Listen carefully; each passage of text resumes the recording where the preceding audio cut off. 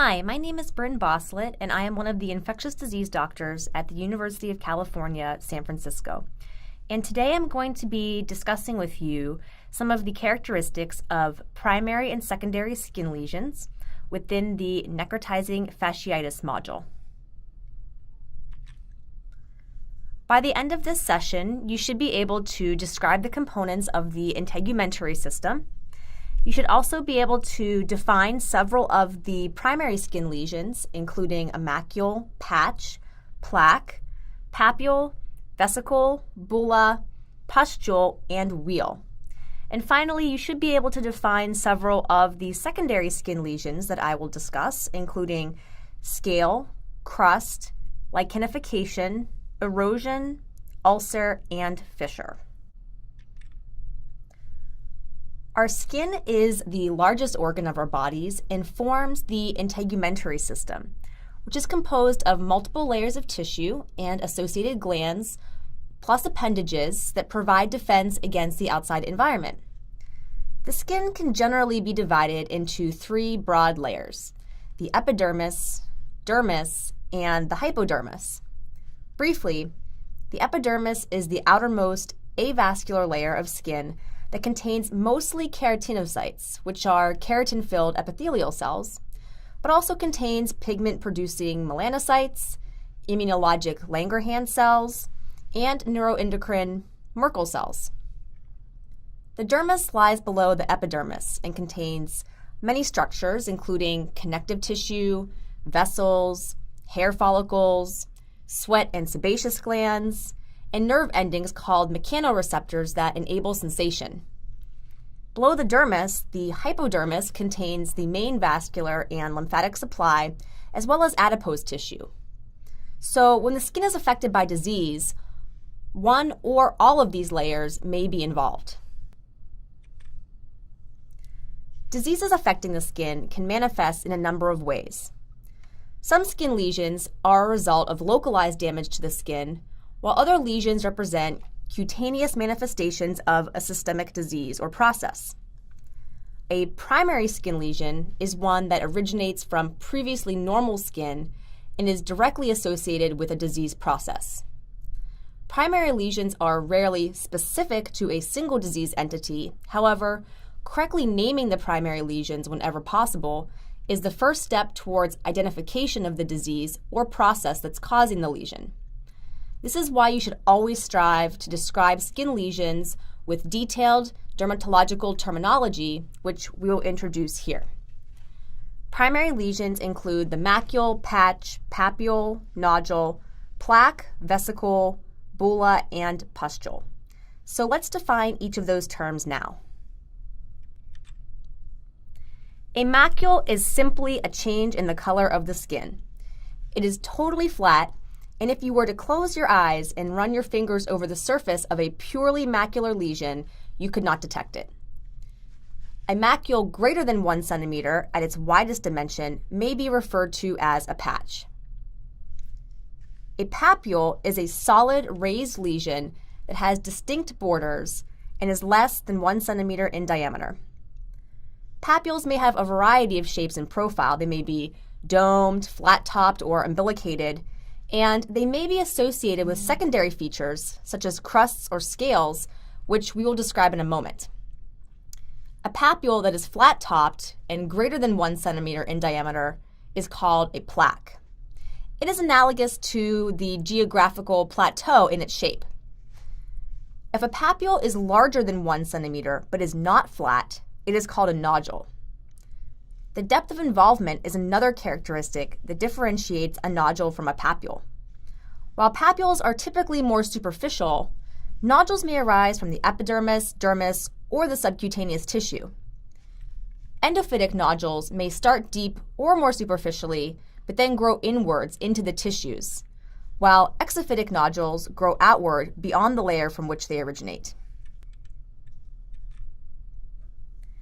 A papule or plaque may sometimes form in association with skin trauma or allergy. This is called a wheal. An example is pictured here. Wheals reflect circumscribed dermal edema, which means fluid collection in the layer of skin below the surface. In association with allergy, wheals may be intensely pruritic, meaning itchy. This is otherwise known as hives. Wheals also tend to be evanescent, which means characteristically resolving within 24 to 48 hours. In contrast to a wheal, a vesicle is a circumscribed fluid-containing epidermal lesion that is usually not transient. They may occur in association with an allergic response, autoimmune condition, or viral infection. When these fluid-filled lesions grow to greater than a centimeter in diameter, they are known as bulla. Sometimes, instead of clear serous fluid, these lesions contain white-yellow pus. In this case, the lesions are called pustules. Here are a few examples of the lesions we just discussed, so let's review. Macules, or patches if larger, are a change in skin color, which may be hyperpigmented, meaning darker than the surrounding skin, or hypopigmented, meaning lighter than surrounding skin. The macule pictured in this example is tinea versicolor, a superficial fungal infection. Papules are solid, raised lesions that have distinct borders and are less than 1 centimeter in diameter. Moles, also known as nevi, warts, eczema, skin tags, and many other skin conditions can present with papules. Nodules or plaques are similar to papules except that they are larger and occasionally deeper in their origin and extent. Again, there are many different causes of nodules, including trauma, infection, and skin cancer.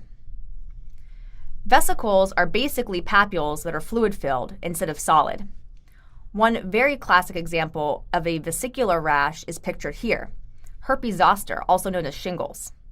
This is caused by the reactivation of varicella zoster virus.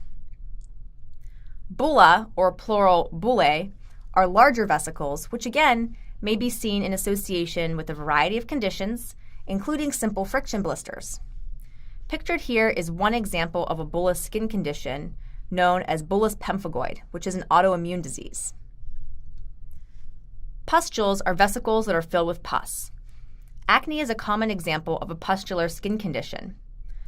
Pictured here is folliculitis, an infection involving hair follicles. Secondary skin lesions can result from changes to the primary lesion over time.